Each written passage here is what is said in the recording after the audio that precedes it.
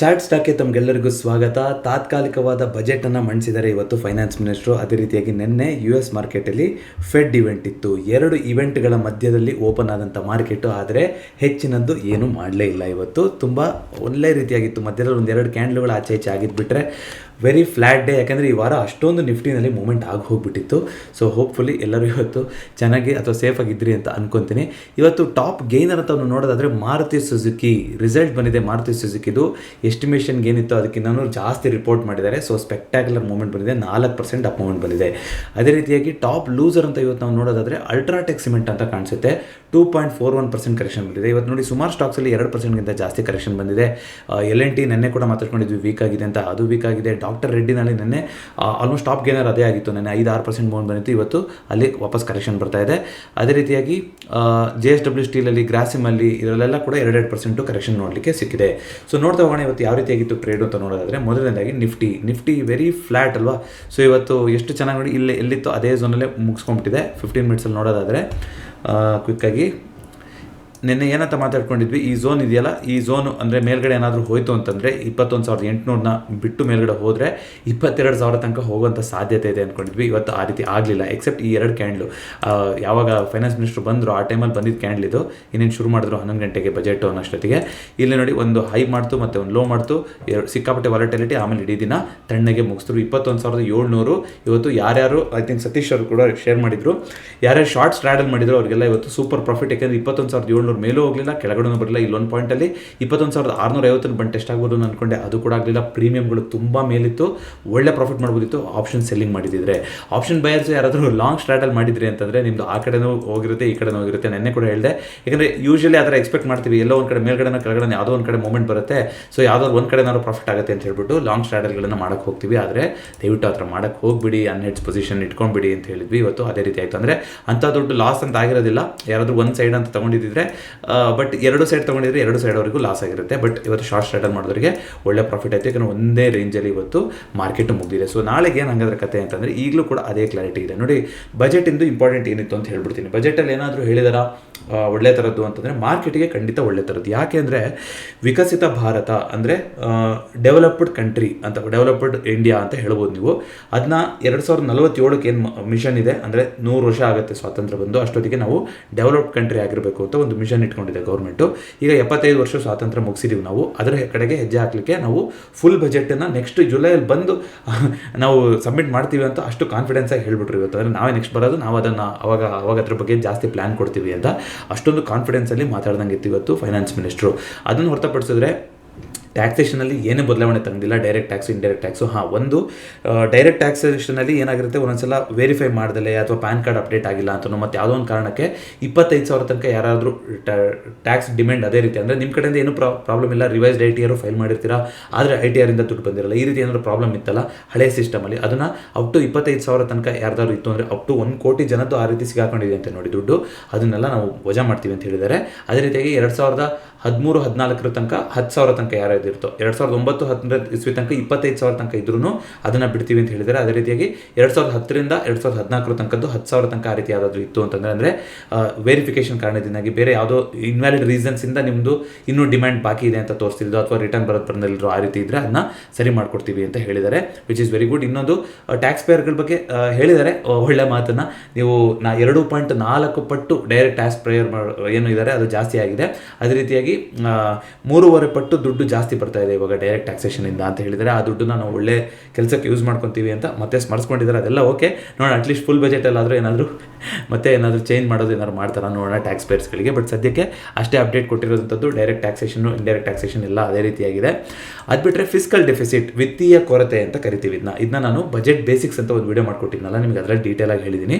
ನೋಡಿ ಬಜೆಟ್ ಅಂದರೆ ಏನಿರುತ್ತೆ, ಎಷ್ಟು ನಮ್ಮ ಹತ್ರ ಅಸೆಟ್ಸ್ ಇದೆ, ಎಷ್ಟು ಎಕ್ಸ್ಪೆಂಡಿಚರ್ ಇದೆ, ಅಂದರೆ ನಮ್ಮ ಖರ್ಚು ಎಷ್ಟಿದೆ, ಲೈಬಿಲಿಟೀಸ್ ಎಷ್ಟಿದೆ, ಎಷ್ಟಾಗಿ ಉಳಿದಿರೋಂಥ ಬ್ಯಾಲೆನ್ಸ್ ಶೀಟ್ ತೋರಿಸುವಂಥದ್ದೇ ನಮ್ಮ ಬಜೆಟಿಂದು ಆಗಿರುತ್ತೆ. ಸೊ ಬಜೆಟಲ್ಲಿ ಏನಾಗಿರುತ್ತೆ, ಫಿಸ್ಕಲ್ ಡೆಫಿಸಿಟ್ ಅಂದರೆ ವಿತ್ತೀಯ ಕೊರತೆ ಇರುತ್ತೆ, ಅಂದರೆ ಖರ್ಚೇ ಜಾಸ್ತಿ ಇರುತ್ತೆ ನಮಗೆ ಬರ್ತಿರೋ ಆದಾಯಕ್ಕಿಂತ. ಅದನ್ನು ಸರಿದೂಸ್ಕೊಳಕ್ಕೆ ನಾವೇನು ಮಾಡ್ತೀವಿ, ಸಾಲ ಮಾಡ್ತೀವಿ. ಎಲ್ಲ ದೇಶದ್ದು ಇದೇ ಕಥೆನೇ. ಅದನ್ನು ಆದಷ್ಟು ಕಮ್ಮಿ ಇಟ್ಕೋಬೇಕು ಅಂತ ನೋಡ್ತಾ ಇರ್ತಾರೆ. ಎಷ್ಟು ಎಕ್ಸ್ಟ್ರಾ ವಿತ್ತೀಯ ಕೊರತೆ ಅಂತ ಕರಿತೀವಿ ಕನ್ನಡದಲ್ಲಿ, ಅದನ್ನ ಫಿಸ್ಕಲ್ ಡೆಫಿಸಿಟ್ ಅಂತೀವಿ. ಅದನ್ನ ಈ ವರ್ಷಕ್ಕೆ 2024-25ಕ್ಕೆ 5.1 ಮತ್ತು ಆಮೇಲೆ 2026ಕ್ಕೂ ಕೂಡ ಡಿಫೈನ್ ಮಾಡಿಬಿಟ್ಟಿದ್ದಾರೆ. ಇಷ್ಟೇ ಇರಬೇಕು ನಮ್ಮ ವಿತ್ತೀಯ ಕೊರತೆ ಅಂತ. ಬಟ್ ಅದು ಯೂಶಲಿ ಒಂದು 4% ಅದರೊಳಗಡೆ ಇರಬೇಕು ಅಂತ ಇಂಡಿಯಾದ ಪ್ಲಾನು. ಅದು ಹಾಗೇ ಎಲ್ಲ ಬಿಡಿ, ಜಾಸ್ತಿ ಆಗ್ತಾನೆ ಇದೆ. ಬಟ್ ಆ ಒಂದು ಕಂಟ್ರೋಲ್ ಇರುವಂಥದ್ದು 2 ವರ್ಷದ ನೆಕ್ಸ್ಟ್ ಇಷ್ಟರಲ್ಲೇ ಇರಬೇಕು ಅಂತ ಈಗ ಎಲೆಕ್ಷನ್ ಇಯರ್ ಇದ್ದಾಗ ಅದನ್ನು ಮಾತಾಡಿದ್ದು ನನಗೆ ಆಶ್ಚರ್ಯ ಅನಿಸ್ತು. ಯಾಕೆಂದರೆ ಎಲೆಕ್ಷನ್ ಬರ್ತಿದೆ ಅಂತಂದರೆ ಜನಗಳನ್ನು ಹೇಗೆ ನಾವು ಇನ್ನೂ ಅಟ್ರಾಕ್ಟ್ ಮಾಡೋದು, ಇನ್ಯಾವುದೋ ಆ ಆಫರ್ ಕೊಡ್ತೀವಿ ಈ ಆಫರ್ ಕೊಡ್ತೀವಿ ಅಂತ ಹೇಳ್ಬಿಟ್ಟು ಇದನ್ನು ಮುಚ್ಚಿಟ್ಬಿಡ್ತಾರೆ, ಎಷ್ಟು ಸಾಲ ಇದೆ ಏನು ಕತೆ ಅನ್ನೋದನ್ನು. ಸೊ ಅದನ್ನು ಡಿಮ್ಯಾಂಡ್ ಮಾಡೋ ಥರ ಹೋಗುವಂಥ ಸಾಧ್ಯತೆ ಇರುತ್ತೆ. ಆದರೆ ಈ ಗೌರ್ಮೆಂಟ್ ಆ ರೀತಿ ಮಾಡಿಲ್ಲ. ಆ ಕಾರಣದಿಂದಾಗಿ ಮಾರ್ಕೆಟಿಗೆ ಇದು ಇಷ್ಟ ಆಗಿರುತ್ತೆ. ಯಾಕೆಂದರೆ ನೋಡಿ 2 ಥರ ಪರಿಣಾಮ ಬೀರುತ್ತೆ. ಇವಾಗ ಜನಗಳನ್ನು ಓಲೈಸಬೇಕು ಅಂತಂದರೆ, ಆ ದುಡ್ಡನ್ನು ಭರಿಸಬೇಕು ಅಂತಂದರೆ ಕಾರ್ಪೊರೇಟ್ಗಳಲ್ಲಿ ಏನಾದ್ರು ಒಂದು ಟ್ಯಾಕ್ಸೇಷನ್ ಜಾಸ್ತಿ ಮಾಡೋದಾಗಿರ್ಬೋದು, ಅಥವಾ ಅಲ್ಲಿಂದ ಏನಾದ್ರು ದುಡ್ಡು ತರಬೇಕಾಗುತ್ತೆ. ಸೊ ಇವಾಗ ಜನಗಳಿಗೆ ಜಾಸ್ತಿ ಸಬ್ಸಿಡಿ ಅಥವಾ ಪ್ಲೀಸಿಂಗ್ ಏನೂ ಮಾಡಿಲ್ಲ ಅಂತಂದರೆ, ಸೊ ಕಾರ್ಪೊರೇಟ್ಗಳಿಗೆ ಇನ್ನೂ ಹೆಲ್ದಿ, ಅಂದರೆ ನಮ್ಮ ಹತ್ರ ಇನ್ನೂ ಜಾಸ್ತಿ ಟ್ಯಾಕ್ಸೇಷನ್ ಮಾಡೋದು, ಕಾರ್ಪೊರೇಟ್ ಟ್ಯಾಕ್ಸನ್ನು ಜಾಸ್ತಿ ಮಾಡೋದು, ಅಥವಾ ಇನ್ಯಾವುದೋ ಇಂಡೈರೆಕ್ಟ್ ಟ್ಯಾಕ್ಸನ್ನು ಜಾಸ್ತಿ ಮಾಡೋದು, ಅದ್ಯಾವುದಾದ್ರು ಮಾಡ್ತಾರೆ ಅಂತ ಭಯ ಇರುತ್ತೆ. ಅದು ಯಾವುದು ಮಾಡಿಲ್ದಲ್ಲಿರೋದ್ರಿಂದ ಸೊ ಮಾರ್ಕೆಟ್ ಇದನ್ನ ಪಾಸಿಟಿವ್ ಆಗಿ ತೊಗೊಂಡಿದೆ ನನ್ನ ಪ್ರಕಾರ. ಎಸ್ಪೆಷಲಿ ಬ್ಯಾಂಕ್ ನಿಫ್ಟಿ, ಅದು ಬಂದಾಗ ಮಾತಾಡ್ತೀನಿ. ನಿಫ್ಟಿನಲ್ಲಿ ನಿಮಗೆ ಆಲ್ರೆಡಿ ಒಂದು 200, 300, 400 ಪಾಯಿಂಟ್ ಈ ರೀತಿ ಮೂವ್ಮೆಂಟ್ಗಳಾಗಿದ್ದರಿಂದ ಇವತ್ತು ತುಂಬ ಫ್ಲಾಟಲ್ಲಿ ಓಪನಿಂಗ್ ಆಗಿದೆ. ಸೊ ಈಗಲೂ ಕೂಡ ಪಾಸಿಟಿವ್ ಆಗಿ ಇರಬೇಕು. ನೀವು 21,700, 21,600 ಈ ಝೋನ್ ಏನಿದೆಯಲ್ಲ, 21,650 ಅನ್ಕೋಬಹುದು ಟು ಬಿ ಪ್ರಿಸೈಸ್. ಈ ಝೋನ್ನ ಬಿಟ್ಟು ಕೆಳಗಡೆ ಬರೋ ತನಕ ನಾವು ನೆಗೆಟಿವ್ ಅಂತ ಅನ್ಕೊಳ್ಳೋದು ಬೇಡ. ಇಲ್ಲಿ ತನಕ ಸಪೋರ್ಟ್ ತೊಗೊಂಡು ಮೇಲ್ಗಡೆ ಹೋದರೆ ಹೇಗೆ 22,000 ಗ್ಯಾಪ್ ಏನಿದೆ ಅದು ಫಿಲ್ ಆಗೋ ಥರನೇ ಕಾಣುತ್ತೆ. ನಾಳೆ ನಾಡಿದ್ದೇ ಆಗದಲ್ಲೇ ಇರ್ಬೋದು, ಯಾಕಂದರೆ ತುಂಬ ಓಡ್ಬಿಟ್ಟಿರೋದ್ರಿಂದ ಮಾರ್ಕೆಟ್ ಇಲ್ಲೊಂದು ಸ್ವಲ್ಪ ಸುಧಾರಿಸ್ಕೋಬೋದು. ಬಟ್ ನೋಡಿ, ಇಲ್ಲಿ ಬಂದು ಹ್ಯಾಮರ್ ಮಾಡಿ ಪ್ರತಿ ಸಲನೂ ಟ್ರೆಂಡ್ ಲೈನ್ ಬಂದು ರೆಸ್ಪೆಕ್ಟ್ ಮಾಡ್ತಾರೆ. ಸೊ ಎಲ್ಲಿ ತನಕ ಆ ಟ್ರೆಂಡ್ ಲೈನ್ ಬ್ರೇಕ್ ಆಗಿ ಕೆಳಗಡೆ ಬರಲ್ಲೋ ಅಲ್ಲಿ ತನಕ ನಾವು ಏನೋ ಅನ್ಕೊಳ್ಳೋದು ಬೇಡ. ಬಟ್ 21,500, 600 ಅನ್ನೋದು ಇವಾಗ ಇಂಪಾರ್ಟೆಂಟ್ ಆದಂಥ ಸಪೋರ್ಟ್ ಆಗ್ತಾ ಹೋಗುತ್ತೆ ನಿಫ್ಟಿನಲ್ಲಿ. ಅದೇ ರೀತಿಯಾಗಿ ಬ್ಯಾಂಕ್ ನಿಫ್ಟಿ ನೋಡಿದರೆ, ಬ್ಯಾಂಕ್ ನಿಫ್ಟಿ ಇವತ್ತು ಪಾಸಿಟಿವ್ ಸೆಂಟಿಮೆಂಟಲ್ಲಿ ಬಂದು ಕ್ಲೋಸ್ ಆಗಿದೆ. ಸೊ ಈಗಲೂ ಕೂಡ ರೇಂಜಲ್ಲೇ ಇದ್ದೀವಿ.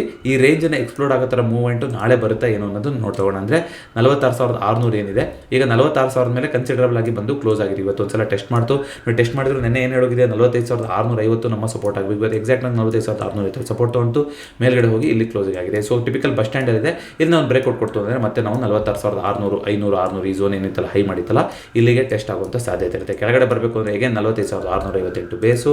ಇಲ್ಲಿಂದ ಏನು ಮಾಡಬೇಕು, ನೀವು ಕ್ಲೀನಾಗಿ ಇನ್ನೊಂದು ಟ್ರೆಂಡ್ ಲೈನ್ ಹಾಕೋಬೇಕು. ಸೊ 46,000ಕ್ಕಿಂತ ಕೆಳಗಡೆ ಬಿಟ್ಟು ಬರ್ತಿದೆ, 45,900 ಬ್ರೇಕ್ ಆಗ್ತಿದೆ ಅಂತಂದರೆ ಆಗ ಬೇಕಾದ್ರೆ 45,658, 45,300 ಈ ರೀತಿ ಟಾರ್ಗೆಟ್ಗಳು ಇಟ್ಕೋಬೋದು. ಇಲ್ಲಾಂದರೆ ಇಲ್ಲಿ ಬಂದಾಗೆಲ್ಲ ಬೈ ಆನ್ ಡಿಪೇ ಮಾಡ್ತಾ ಇರೋದು ಸರಿಯಾದ ನಿರ್ಧಾರ ಅಂತ ಅನ್ಸುತ್ತೆ ಸದ್ಯದ ಮಾರ್ಕೆಟ್ ಸೆಂಟಿಮೆಂಟ್ ನೋಡೋದಾದರೆ. ಸೊ ಫೆಡ್ ಇವೆಂಟ್ ಇನ್ನೊಂದು ಹೇಳೋದು ಮಾಡ್ಬಿಟ್ಟೆ. ಫೆಡ್ ಇವೆಂಟ್ ಅವ್ರು ಏನು ಹೇಳಿದ್ದಾರೆ ನೋಡಿ, ತುಂಬ ಸಂತೋಷಕರ ಸುದ್ದಿ. ಅನ್ಎಂಪ್ಲಾಯ್ಮೆಂಟ್ ಡೇಟಾನು ಇವಾಗ ಜಾಸ್ತಿ ಅನ್ಎಂಪ್ಲಾಯ್ಮೆಂಟ್ ಆ್ಯಡ್ ಆಗಿಲ್ಲ. ಸೊ ಇನ್ಫ್ಲೇಷನ್ ಕೂಡ ಹತೋಟಿಗೆ ಬರ್ತಾ ಇದೆ. ಇದು ಒಳ್ಳೆ ಸುದ್ದಿನೇ. ಆದರೆ ಇನ್ನೂ ನಮಗೆ ಮುಂದಿನ ದಾರಿ ಏನು ಅಂತ ಹೇಳುವಷ್ಟು ಧೈರ್ಯ ಸಾಕಾಗಿಲ್ಲ. ಸೊ ಹಾಗಾಗಿ ನಾವು ಕಾಶಿಯಸ್ ಆಗೇ ಇರ್ತೀವಿ. ಮುಂದೆ ಕಮ್ಮಿ ಮಾಡೋದು ಮತ್ತೊಂದು, ಅದ್ರ ಬಗ್ಗೆ 2%ಗೆ ತರೋದು, ಅದೇ ನಾವು ಅಮೆರಿಕದ ಜನತೆಗೆ ನೀಡುವಂಥ ಭರವಸೆ ಅಂತ ಹೇಳ್ಬಿಟ್ಟಿದ್ದಾರೆ ಪವೆಲ್ ಅವರು. ಇವತ್ತು ಅದಕ್ಕೆ ರಿಯಾಕ್ಷನ್ ಇರುತ್ತೆ ನೋಡಿ. ನೆನ್ನೆ ಆಗೋಯ್ತು. ಇವತ್ತು 1ನೇ ತಾರೀಕು 2ನೇ ತಾರೀಕು ಯಾರು ಫೆಡ್ ಅದ್ರಲ್ಲಿ ಭಾಗವಹಿಸಿರ್ತಾರಲ್ಲ ಅವರೆಲ್ಲ ಅವರವರ ಅಭಿಪ್ರಾಯಗಳನ್ನು ತೋರಿಸಿಕೆ ಶುರು ಮಾಡ್ತಾರೆ. ಅದು ಕೂಡ ಮಾರ್ಕೆಟಲ್ಲಿ ಪರಿಣಾಮ ಬೀರುತ್ತೆ. ಸೊ US ಮಾರ್ಕೆಟ್ ನೋಡೋದಾದರೆ, ಮಾರ್ಕೆಟಲ್ಲಿ ಏನೋ ಒಂದು ಎಕ್ಸ್ಪೆಕ್ಟೇಷನ್ ಇತ್ತು, ನಾವು ಕಮ್ಮಿ ಮಾಡ್ತಾರೆ ಅಥವಾ ಅಟ್ಲೀಸ್ಟ್ ಕಮ್ಮಿ ಯಾವಾಗ ಮಾಡ್ತೀವಿ ಅಂತ ಹೇಳ್ತಾರೆ ಅಂತ. ಅದೇನು ಹೇಳ್ದಲೇ ಇರೋದ್ರಿಂದ ಅದು ಒಂದು ನೆಗೆಟಿವ್ ನ್ಯೂಸ್ ಆಗಿ ಕನ್ಸಿಡರ್ ಆಗುತ್ತೆ ಮಾರ್ಕೆಟ್ ದೃಷ್ಟಿಯಿಂದ ನೋಡೋದಾದ್ರೆ. ಯಾಕೆಂದರೆ ಇಂಟ್ರೆಸ್ಟ್ ರೇಟ್ನ ಇನ್ನೂ ಕಮ್ಮಿ ಮಾಡೋದಿಲ್ಲ ಅಂತ ಆಗುತ್ತೆ. ಬಟ್ ಇಂಡಿಯನ್ ಕಾಂಟೆಕ್ಸ್ಟಲ್ಲಿ ನೋಡೋದಾದರೆ, ಸೊ ಇಂಡಿಯನ್ ಮಾರ್ಕೆಟಿಗೆ ಇದು ತುಂಬ ಪಾಸಿಟಿವ್ ನ್ಯೂಸ್ ಇವತ್ತಿನ ಬಂದಿರುವಂಥ ಬಜೆಟು. ಯಾಕೆಂದರೆ ಯಾವುದೇ ರೀತಿಯಾದಂಥ ಅನಿರೀಕ್ಷಿತವಾದಂಥ ಘೋಷಣೆಗಳು ಮತ್ತೊಂದು ಯಾವುದೂ ಆಗಿಲ್ಲ. ಸೊ ಮಾರ್ಕೆಟ್ ಅದನ್ನ ಸಕಾರಾತ್ಮಕವಾಗಿ ಸ್ವೀಕರಿಸುತ್ತೆ ಅಂತ ಅಂದ್ಕೊಂಡಿದ್ದೀನಿ. ಇಲ್ಲಿ ನೋಡೋದಾದರೆ ನಿಮಗೆ ಲೋಯರ್ ಹೈ ಲೋಯರ್ ಲೋ ಪ್ಯಾಟರ್ನ್ಗಳನ್ನು ಈಗಲೂ ಕೂಡ ಮಾಡ್ತಾ ಬಂದಿದೆ. ಸೊ ಈ ಝೋನ್ ಏನಾದ್ರು ಬ್ರೇಕ್ ಆಯಿತು ಅಂತಂದರೆ ಆಗ lower high lower low pattern beat ಆದಂಗೆ ಆಗುತ್ತೆ. ಈ ಟ್ರೆಂಡ್ಲನ್ನು ಕೂಡ ನೀವು ಎಕ್ಸ್ಟೆಂಡ್ ಮಾಡ್ಕೊತಾ ಬರ್ಬೋದು ಇಲ್ಲಿಗೆ. ಸೊ ಸರಿ ಸುಮಾರು ಅವಾಗ 46,800 ಝೋನಿಗೆ ಬರ್ತೀವಿ. ಬಟ್ ಈಗ ಈ ಟ್ರೆಂಡ್ ಲೈನ್ ಏನು ಹೇಳಿದ್ವಿ ಇದನ್ನು ನೋಡ್ತಾ ಹೋಗೋಣ. ಇಲ್ಲಿ ಏನಾದ್ರು ವರ್ಟೆಕ್ಸ್ ಹತ್ತಿರ ಬರ್ತಾ ಇದ್ದೀವಿ, ಇಲ್ಲಿಂದ ಬ್ರೇಕ್ ಆಯಿತು ಅಂತಂದರೆ ಮತ್ತೆ ಇಲ್ಲೊಂದು ಗ್ಯಾಪ್ ಇತ್ತಲ್ಲ ಬ್ಯಾಂಕ್ ನಿಫ್ಟಿನಲ್ಲೇ ನೋಡಿ 48,000 ತನಕ, ಆ ಗ್ಯಾಪನ್ನು ಮತ್ತೆ ಫಿಲ್ ಮಾಡೋಕ್ಕೆ ಹೋಗ್ಬೋದು. ಆವಾಗ ಅಫ್ಕೋರ್ಸ್ ನಿಫ್ಟಿ ಕೂಡ ಆ ಟೈಮ್ ಹೈಗೆ ಹೋಗುತ್ತೆ. ಮುಂದೆ ಇಟ್ಕೊಳ್ಳೋಣಂತೆ. ಸೊ ನಂದು ಹೆಡ್ಜಿಂಗ್ ಪೊಸಿಷನ್ ಈಗಲೂ ಕೂಡ ಆಗಿದೆ. ಮೇಲ್ಗಡೆ ಹೋದರೆ ಪೋರ್ಟ್ಫೋಲಿಯೋ ಮೇಲೆ ಹೋಗುತ್ತೆ, ಕೆಳಗಡೆ ಬಂದರೆ ಹೆಡ್ಜಿಂಗ್ ನಮ್ಮನ್ನ ಕಾಪಾಡುತ್ತೆ. ಅದೇ ರೀತಿಯಾಗಿ ಕ್ವಿಕ್ಕಾಗಿ ಒಂದಿಷ್ಟು ಸ್ಟಾಕ್ಸ್ಗಳು ನೋಡೋಕ್ಕಿಂತ ಮುಂಚೆ ನಾಳೆ ಸೆನ್ಸೆಕ್ಸ್ ಎಕ್ಸ್ಪೈರಿ ಒಂದ್ಸಲ ಅದನ್ನು ನೋಡ್ಕೊಂಡು ಬಂದ್ಬೋಣ. ಸೊ ಸೆನ್ಸೆಕ್ಸ್ ನೀವು ನೋಡೋದಾದರೆ ನೋಡಿ, ಯಾವುದೇ ಇಂಡೆಕ್ಸ್ ನೀವು ನೋಡ್ತಾ ಬರೋದಾದರೆ ಒಳ್ಳೆ ಪೇಂಟ್ ಬೆಳೀತಾ ಇದಾರಲ್ವಾ, ಅದಕ್ಕೆ ಪೊಸಿಷನ್ ಕ್ಯಾರಿ ಮಾಡಬೇಡಿ ಅಂತ ಹೇಳ್ತಿರೋದು ನಾನು. ಹಸಿರು ಕೆಂಪು ಇದೇ ರೀತಿ ಆಗ್ತಾ ಇದೆ. ಸೊ ಒಂದು ವ್ಯೂ ಇಲ್ಲ, ಬಟ್ ನಿಮಗೆ ಒಂದೇ ರೇಂಜಲ್ಲಿ ಕೆಳಗಡೆ ಸಪೋರ್ಟ್ ತೊಗೊಂಡು ಮೇಲ್ಗಡೆ ಹೋಗ್ತಾನೆ ಇದೆ. ಸೊ ನಾಳೆ 72,000 ಏನಾದ್ರು ಬ್ರೇಕ್ ಆಯಿತು ಅಂತಂದರೆ ನಾವು 72,500ರಿಂದ 73,000 ಈ ಗ್ಯಾಪ್ ಇದೆಯಲ್ಲ, ಇಲ್ಲಿ ತನಕ ಹೋಗೋ ಥರ ಒಂದು ಅಗ್ರೆಸಿವ್ ಮೂಮೆಂಟು ಬರೋಕ್ಕೆ ಸಾಧ್ಯತೆ ಇದೆ. ಇಲ್ಲ ಅಂತಂದರೆ ಇಲ್ಲೇ ಒಂದು ತಟಸ್ಥವಾದ ಎಕ್ಸ್ಪೈರಿ ಆಗ್ಬೋದು. ಅವಾಗ ತುಂಬ ಸಣ್ಣದಾಗಿರುತ್ತೆ. ಅಂದರೆ ಇವತ್ತೇನು 71,500 ಇದೆಯಲ್ಲ, 71,500ರಿಂದ 72,000 ಈ ಝೋನಲ್ಲೇ ಮುಗಿಬೋದು. ಒಂದು ಪಾಸಿಬಿಲಿಟಿ ಇದಾಗಿರುತ್ತೆ. ಇಲ್ಲ ಮೇಲ್ಗಡೆ ಹೋಯಿತು ಅಂತಂದರೆ 72,500 ಫಸ್ಟ್ ಟಾರ್ಗೆಟ್ ಆಗಿರುತ್ತೆ ನಾಳೆ ಸೆನ್ಸೆಕ್ಸಲ್ಲಿ. ಸೊ ನೋಡೋಣ, ಇಲ್ಲೊಂದು ಗ್ಯಾಪ್ ಕೂಡ ಇದೆ ಸೆನ್ಸೆಕ್ಸಲ್ಲಿ, ಅದು ಫಿಲ್ ಆಗೋಕ್ಕೆ ಬರ್ಬೋದು. ಆಪ್ಷನ್ ಚೇಂಜ್ ನಾನು ನೋಡಿ ನೋಡಿಲ್ಲ ಇದರಲ್ಲಿ ಆಪ್ಷನ್ ಚೇಂಜ್ ನೋಡಿದ್ರೆ ಕಮೆಂಟ್ ಮಾಡಿ. ಇನ್ ಕೇಸ್ ಈ ಟ್ರೆಂಡ್ ಲೈನ್ ಏನಾದ್ರು ಬ್ರೇಕ್ ಆಯಿತು ಅಂದರೆ 71,500 ಬ್ರೇಕ್ ಆಯಿತು ಅಂತಂದರೆ ಆಗ ಮಾರ್ಕೆಟ್ ವೀಕ್ ಆಗುತ್ತೆ, ಮತ್ತೆ 71,000 ಕಡೆ ಬರ್ಬೋದು ಅಂತ ಅನ್ಕೊಳ್ಬೋದು. ಅಲ್ಲಿ ತನಕ ಯಾವುದೇ ರೀತಿಯಾದಂಥ ಪರಿಣಾಮ ಇಲ್ಲ.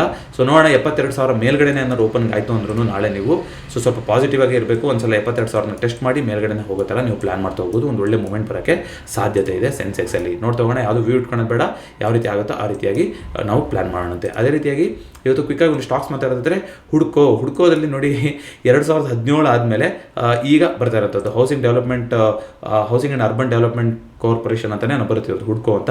ಮನೆಯದೆಲ್ಲ ಕೊಡ್ತಾರೆ ಇವರು. ಸೊ ಇಲ್ಲಿ ನೋಡೋದಾದರೆ ಆಫ್ಟರ್ ಅ ಲಾಂಗ್ ಟೈಮ್ ಯಾವ್ದಾದ್ರು ಒಂದು ಲೆವೆಲ್ನ ಬ್ರೇಕ್ಔಟ್ ಆಗ್ತಾ ಇದೆ, ವಾಲ್ಯೂಮಲ್ಲಿ ಆಗ್ತಾ ಇದೆ ಅಂದರೆ ಅಷ್ಟೇ ಸಾಕು.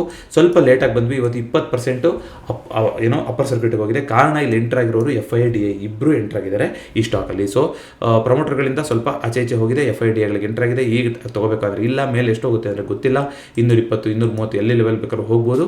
ಬಟ್ ಆಲ್ರೆಡಿ ಒಂದು ಒಳ್ಳೆ ರ್ಯಾಲಿ ಆಗೋಗಿದೆ, 100 ಇದ್ದಿದ್ದು 200 ಅಂದರೆ ಡಬಲ್ ಮೂಮೆಂಟ್ ಆಗೋಗಿದೆ. ಸೊ ವಾಪಸ್ ಬಂದು ನೋಡೋಣಂತೆ. ಬಟ್ FIS ಅವರು ಇದರಲ್ಲಿ ಕೂತಿದ್ದಾರೆ. ಸೊ ನೋಡೋಣ ಎಲ್ಲಿ ತನಕ ತೊಗೊಂಡು ಹೋಗ್ತಾರೆ ಅಂತ ಗೊತ್ತಿಲ್ಲ. ಯಾರಾದರೂ ಇನ್ವೆಸ್ಟ್ ಮಾಡಲೇಬೇಕು ಅಂತಂದರೆ 180 ಸ್ಟಾಕ್ ಲಾಸ್ ಇಟ್ಕೊಂಡು ನೀವು ಶಾರ್ಟ್ ಟರ್ಮಲ್ಲಿ ಪ್ಲಾನ್ ಮಾಡ್ತಾ ಹೋಗೋದು. ಬಟ್ ಆಲ್ ಟೈಮ್ ಹೈಯಲ್ಲಿ ಯಾವುದನ್ನು ಕೂಡ ರೆಕಮೆಂಡ್ ಮಾಡೋಕ್ಕೆ ಆಗೋದಿಲ್ಲ.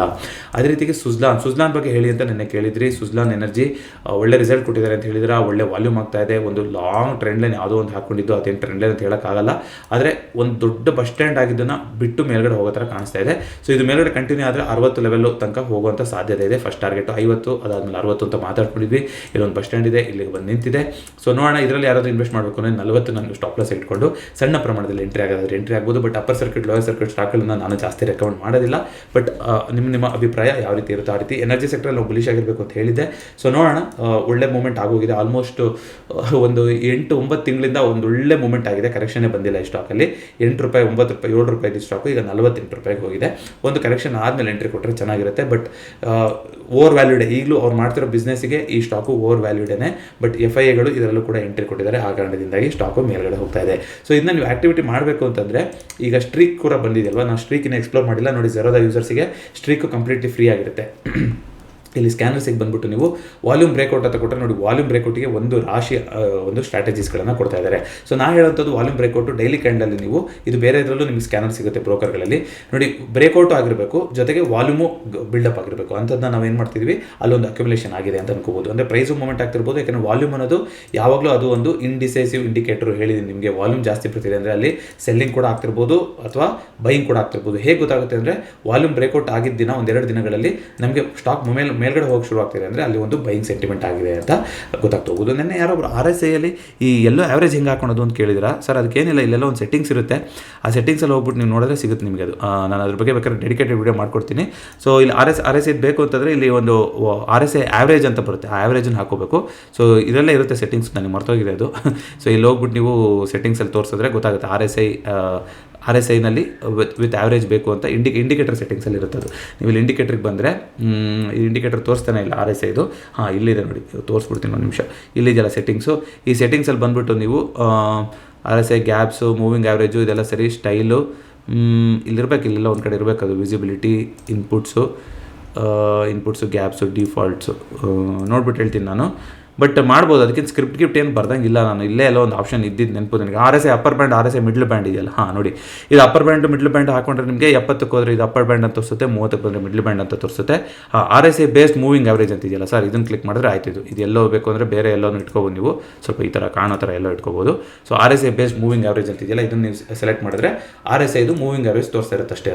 ಅದಕ್ಕೂ ಒಂದು 14 ಡೇಸ್ ಮೂವಿಂಗ್ ಆವ್ರೇಜ್ ತೊಗೊಂಡಿರ್ತಾರೆ ಅವರು. ಸೊ ಆ ರೀತಿಯಾಗಿ ಎಲ್ಲಿ ಹೋಗ್ತಿದೆ RSI 14 ಡೇಸಲ್ಲಿ ಅಂತ ತೋರಿಸುತ್ತೆ ಅಷ್ಟೇ. ಅದು ಯಾರೊಬ್ಬರು ಕೇಳಿದ್ರು, ಅದಕ್ಕೋಸ್ಕರ ತೋರಿಸ್ತಾ ಇದ್ದೀನಿ. ಅದೇ ರೀತಿಯಾಗಿ ಮಾರುತಿ ಸುಜುಕಿ ರಿಸಲ್ಟ್ಸ್ ಬಂದಿತ್ತು ಇವತ್ತು. ಸ್ಪೆಕ್ಟಾಕ್ಯುಲರ್ ಆಗಿ ಒಂದು ಡೆಲಿವರಿ ಪರ್ಸೆಂಟೇಜ್ ಕೂಡ ಆದಂಗೆ ಕಾಣಿಸ್ತಾ ಇದೆ. ಮತ್ತೆ ಆಲ್ ಟೈಮ್ ಹೈ ಕಡೆಗೆ ಹೋಗೋ ಥರ ಕಾಣಿಸ್ತಾ ಇದೆ.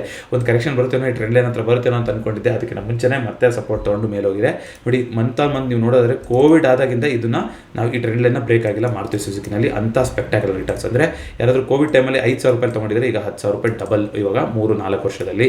ಸೊ ಸೂಪರ್ ಆಗಿರೋಂಥ ಸ್ಟಾಕು. ಈಗ ಮಾರುತಿ ಸುಜುಕಿ ಮತ್ತು ಟಾಟಾ ಮೋಟರ್ಸಲ್ಲಿ ಟಫ್ ಫೈಟ್ ನಡೀತಾ ಇದೆ. 4 ವೀಲರಲ್ಲಿ ಯಾರು ಮಾರ್ಕೆಟ್ ಕ್ಯಾಪಿಟಲೈಸೇಷನ್ ಜಾಸ್ತಿ ಇಟ್ಕೊಂಡು ಮಾರ್ಕೆಟ್ ಲೀಡರ್ ಆಗ್ತೀವಿ ಅಂತ ನೋಡ್ತೋಗೋಣ. ಮಾರುತಿ ಈಗಲೂ ಕೂಡ ಮಾರ್ಕೆಟ್ ಲೀಡರ್, ಆದರೆ ಎಲೆಕ್ಟ್ರಿಕ್ ವೆಹಿಕಲಲ್ಲಿ ಟಾಟಾ ಮೋಟರ್ಸ್ ಮಾರ್ಕೆಟ್ ಲೀಡರ್ ಇದ್ದಾರೆ. ನೋಡ್ತೋಗೋಣ ವಾಪಸ್ ಏನಾದ್ರು ಟ್ರೆಂಡ್ ಲೈನ್ ಅಥವಾ ಅದಕ್ಕಿಂತ ಕೆಳಗಡೆ ಬಂದರೆ ನೀವು ಆ್ಯಡ್ ಮಾಡ್ಕೊಳ್ಳೋದ್ರ ಬಗ್ಗೆ ಯೋಚನೆ ಮಾಡ್ತಾ ಹೋಗ್ಬೋದು.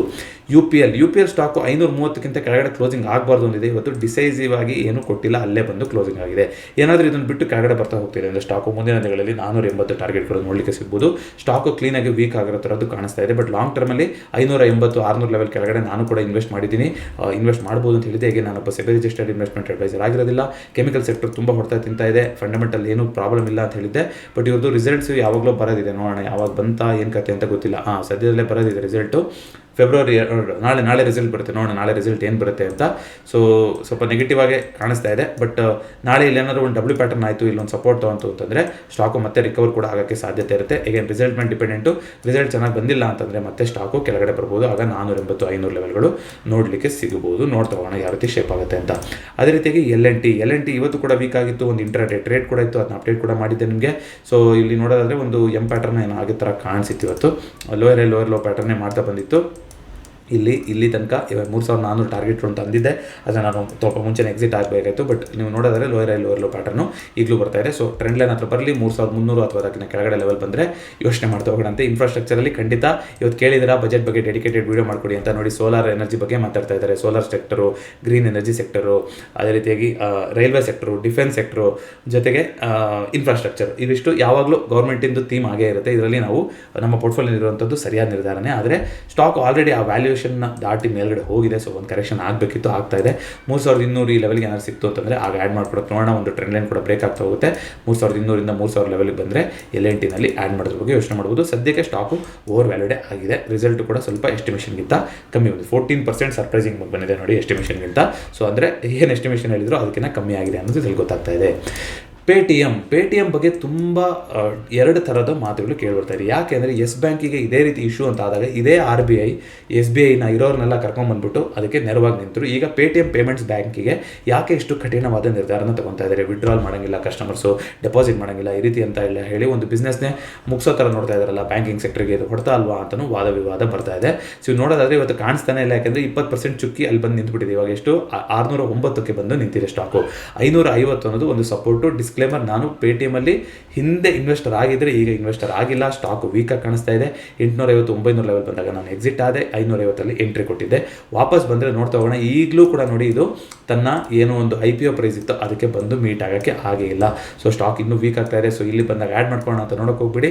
ಯಾಕಂದರೆ ಈ ರೀತಿ ಬಿಸ್ನೆಸ್ಗಳೇ ಮುಚ್ಚೋಗೋ ಥರ ಇದೆ ಅಂತಂದರೆ ಏನು ಬೇಕಾದ್ರೂ ಆಗ್ಬೋದು. 3 ಡಿಜಿಟ್ 2 ಡಿಜಿಟ್ಗೂ ಬರ್ಬೋದು. ಆ ರೀತಿ ಎಲ್ಲ ಆಗೋದು ಸಾಧ್ಯತೆ ಇರುತ್ತೆ. ಹಾಗಾಗಿ ಎಲ್ಲಿ ತನಕ ನಮಗೆ ಒಂದು ಕ್ಲಿಯರ್ ಬಿಸ್ನೆಸ್ ಮೇಲೆ ಒಂದು ಐಡಿಯಾ ಸಿಗಲ್ವೋ ಅಲ್ಲಿ ತನಕ ನೀವು ಇನ್ವೆಸ್ಟ್ ಮಾಡೋಕ್ಕೆ ಹೋಗಬಾರ್ದು. ಬಟ್ ಇಲ್ಲಿ ಅಫ್ಕೋರ್ಸ್ ಒಂದು ಟೆಕ್ನಿಕಲ್ ಪ್ಯಾರಾಮೀಟರ್ ಮೇಲೆ ಒಂದು ಡಬ್ಲ್ಯೂ ಪ್ಯಾಟರ್ನ್ ಆಗ್ತಾ ಇತ್ತು. ಇಲ್ಲಿ ಒಂದು ಸಪೋರ್ಟ್ ತೊಗೊಂಡು ಒಳ್ಳೆ ವಾಲ್ಯೂಮ್ ಕೂಡ ಆಗಿದ್ದರಿಂದ ನಾನೊಂದು ಎಂಟ್ರಿ ಕೊಟ್ಟಿದ್ದೆ. ಬಟ್ ಅಷ್ಟೇ, ಅದನ್ನೆಲ್ಲ ನೀವು ಲಾಂಗ್ ರನ್ನಲ್ಲಿ ಇಟ್ಕೊಳಕ್ಕಾಗೋದಿಲ್ಲ ಅನ್ಲೆಸ್ ಬಿಸ್ನೆಸ್ ನಮಗೆ ಕ್ಲಾರಿಟಿ ಕೊಡೋ ತನಕ. ಬಟ್ ಇವಾಗ ಕ್ಲಾರಿಟಿ ಸಿಕ್ಕಿಲ್ಲ.